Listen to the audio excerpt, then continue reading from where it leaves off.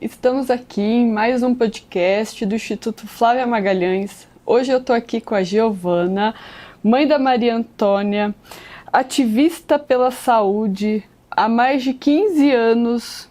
Giovana, me fala um pouquinho sobre você, sobre a Fundação Instituto Fortunato. Vamos conversar sobre saúde hoje. Ah, que bom, prazer estar aqui com você. Prazer é meu. Fiquei muito feliz pelo convite. Saúde também é a minha paixão, né? E eu já tenho 15 anos que eu sou sanitarista, então eu tenho uma formação acadêmica. Sempre gosto de explicar, né, o que é o sanitarista. A gente pensa a saúde coletiva. Então, o médico e outros profissionais convencionais da saúde tratam o indivíduo e a gente pensa em medidas coletivas. Então, por exemplo, como deixar uma cidade com mais mobilidade, mais saudável, mais área verde, como combater a dengue, que aí Que maravilhoso. É super importante. Então, é antes do adoecimento. Sim, é a prevenção. É a prevenção. Então, claro que uma vez doente a gente precisa cuidar bem das pessoas e tem muitos profissionais para isso, mas a gente se dedica a pensar como ter uma vida, como promover uma sociedade onde certas doenças já conhecidas aconteçam menos. A obesidade, o diabetes, então as doenças crônicas em geral, elas estão ligadas ao nosso estilo de vida. Sim. A forma como nós estamos organizados, né? Uma vida muito sedentária, com alto nível de estresse. E lá atrás, na minha formação, eu me apaixonei por essa temática de como a gente pode construir uma sociedade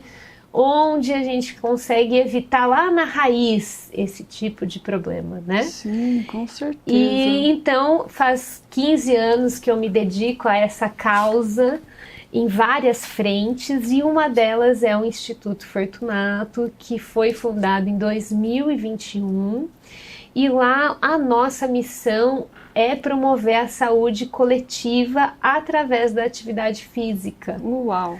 Então, a gente se organizou para oferecer aulas de atividade física em vários lugares da cidade de Americana, que é a minha cidade, onde nós fundamos o Instituto. E a gente diz que é uma das portas de entradas boas da vida, né? Tem porta de entrada para coisa ruim e tem porta de entrada para coisa boa. Então, quando a gente dividiu essas aulas pela cidade e a gente tentou alcançar bairros mais distantes, onde as pessoas talvez não tenham tanto acesso, né, a uma academia, e fizemos aulas gratuitas nos espaços públicos, para que as pessoas tivessem pelo menos uma chance de ter uma horinha que fosse de atividade física na semana. Com certeza. E isso acabou pegando muito as mulheres. Então não era a decisão inicial, né, que fosse o foco nas mulheres, mas eu posso dizer hoje que 100% das nossas alunas são mulheres.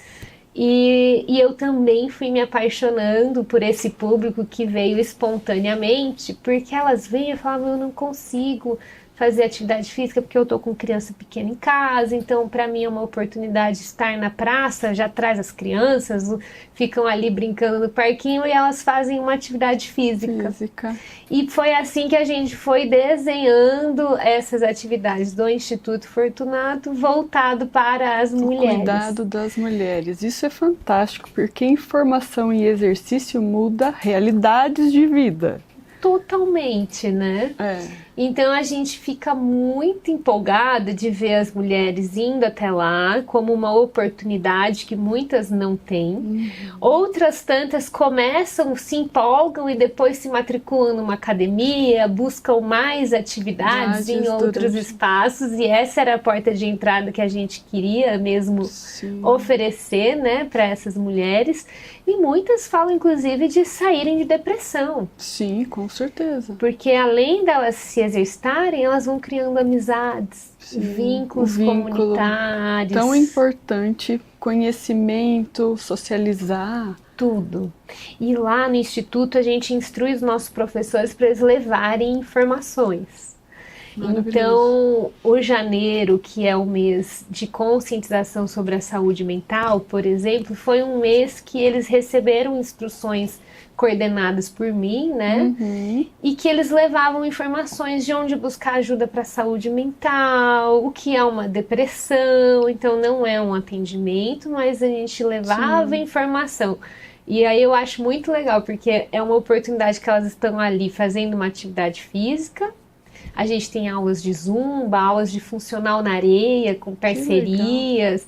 E elas estão ali e um pouquinho antes da aula, no momento que elas estão alongando, elas recebem algumas informações. Sim, para poder se cuidar melhor, para ter um caminho, né, orientação, porque se você tem uma depressão e você só fica com a medicação, é duro, porque chegou ano que vem, você vai dobrar a medicação, você não saiu do quadro, e quando você entra associando os medicamentos, acompanhamento médico junto com a atividade física, isso realmente tem muito efeito, transforma a vida. E isso é cientificamente comprovado, né? Não é conversinha, sim, não, né? Vai lá. É ciência pura. Ciência pura, assim, a atividade física, hoje, eu falo assim, se você passa por um profissional da saúde que não te recomenda a atividade física, ele está muito desatualizado, porque até mesmo num pós-cirúrgico, existe atividade física coordenada aí muitas vezes por um fisioterapeuta, claro, na medida do que é possível ali, mas algum tipo de movimento, até mesmo na cama do hospital. Início imediato pós-cirúrgico que vai fazer toda a diferença para a reabilitação daquela pessoa. Toda a diferença. Então eu falo assim, é a medida que o profissional precisa de fato estar ali te orientando, e é super importante, mas hoje receber qualquer orientação no sentido de proibir movimento, parar total, é uma recomendação muito atrasada do século passado, né? Desconfiem. Eu falo isso com tranquilidade porque a ciência traz isso. O que vai mudar de fato é a medida. Então, assim, até no pós-cirúrgico, e eu luto muito pela saúde pública, né? Eu falo, gente, tinha que ter um fisioterapeuta para todo pós-cirúrgico, porque faz uma diferença enorme movimentar os pés, que seja uma movimentação pela circulação. Leve, para vascularizar, para não ficar parado. Infelizmente a gente não tem ainda, uma coisa que eu sinto muito, sempre trago essa pauta na ideia de ampliar essa visão, né, para que tragam, mas eu falo, gente, e o Instituto se transformou nisso, a gente é um instituto do pró-movimento. Isso é maravilhoso. Né? Traz um movimento lá na base, como atividade física, às vezes zumba, às vezes funcional, mas que tem um conceito muito bem fundamentado no que a ciência diz que é melhor para a saúde das pessoas, né? Sabendo que hoje, se você só passar pelo processo do envelhecimento sem uma atividade física, você vai ter só perdas, vai somar perdas. Mas se você parar e começar a fazer o exercício, você deixa esse cenário e você começa a se desenvolver. Você ganha massa muscular, você não entra em processos de perda de massa óssea, e aí tudo isso é muito importante para a saúde, para viver bem, para ter bem-estar ao envelhecer. E eu falo assim, se você já está, né, num processo de envelhecimento, mais aí com a idade mais avançada, vale muito a pena que a gente vê as pessoas revertendo os processos, né? Gente que diabetes, com dificuldade, às vezes, de fazer coisas funcionais, de cuidar de estar com o neto ali no chão, brincando, e se levantar. E se a pessoa pega firme na atividade física, com orientação, com certeza, muda a vida, né? Eu falo que envelhecer é uma bênção. E a gente precisa entender dessa forma.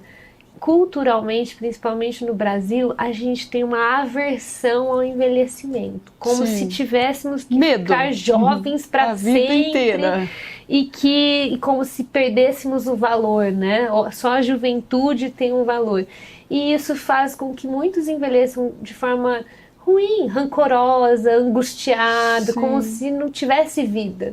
Sem entender também que um processo de envelhecimento é uma coisa natural, não é ruim. Você não precisa envelhecer doente. Exato. Você pode fazer toda a jornada do envelhecimento de uma forma saudável, com qualidade de vida. Prazerosa, dentro dos ciclos naturais da vida.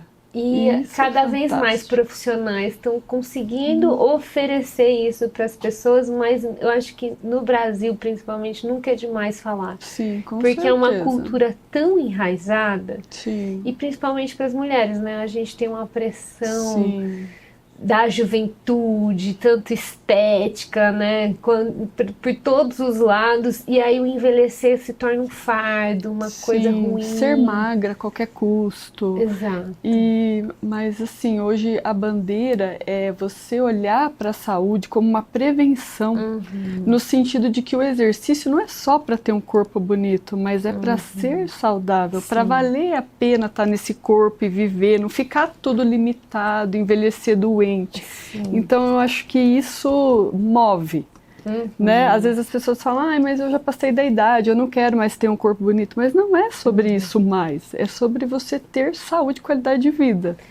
E eu acho que isso tem que ficar muito claro, porque por essa pressão da sociedade, a gente acaba relacionando a atividade física, a musculação, como se fosse algo somente para estética ou somente quem está buscando isso. Não quero músculo, porque eu não quero ficar bonito. Não é isso. Eu não me importo com isso. Hoje, isso é muito claro, a gente precisa envelhecer, precisa ter músculo para conseguir ser funcional, ter uma vida boa, né, Sim. significativa. E vale muito a pena, né? Sim, quando a gente engata no negócio, vai. O olho brilha, né? Porque se você quer continuar carregando suas sacolas no supermercado, entrando e saindo do carro, tendo qualidade de vida, podendo sair com seus netos, você precisa entender que é importante que você faça uma atividade. Sim. E isso vai transformar a vida. E eu falo para as mulheres lá do Instituto, gente, atividade física tem que ser um pacto como escovar os dentes. Você já vai colocar na semana e é um negócio que você tem que fazer e ponto final. Tem que colocar dessa forma na vida, né? Claro que você vai regulando, tem gente que tem limitações, mas o movimento nunca vai ser ruim se ele estiver bem orientado para o momento de vida que a pessoa está.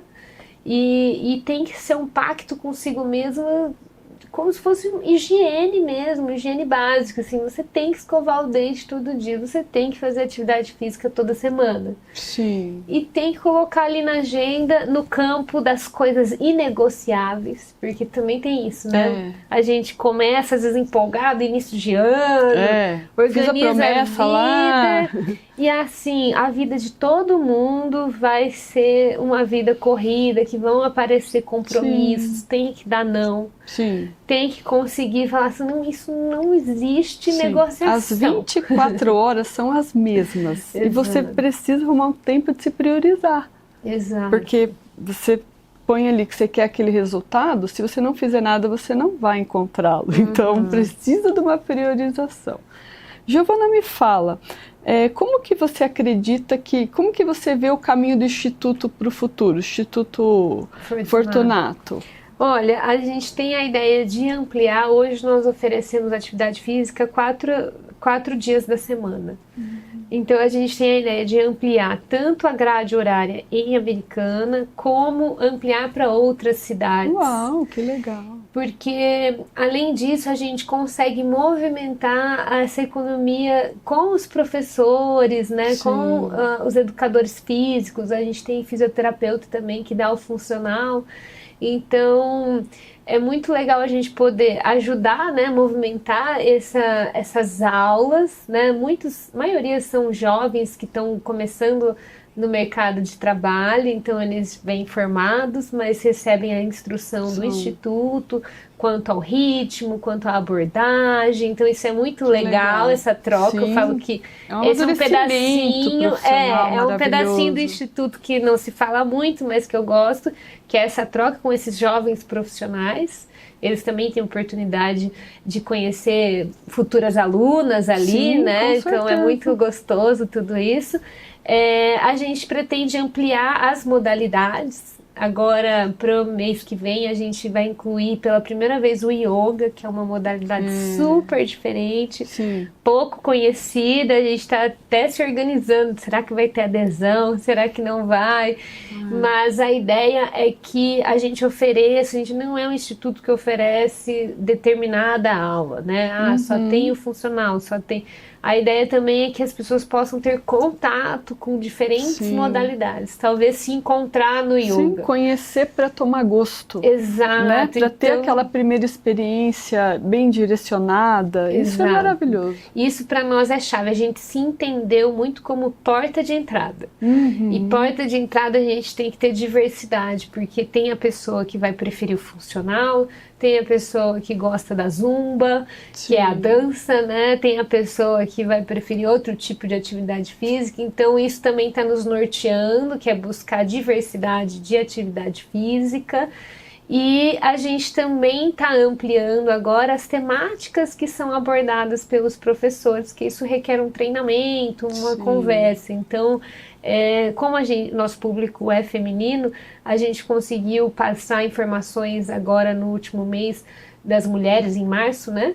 Sobre a violência doméstica, de uma forma leve, para onde ligar, como identificar, para onde ir. Então elas estão ali no momento de atividade física e nós tivemos 4 casos que após a aula, no início a gente deu o recado, após a aula pediu para o professor orientação do que fazer. Então imagina, nós temos hoje mais ou menos 100 mulheres que frequentam o nosso instituto.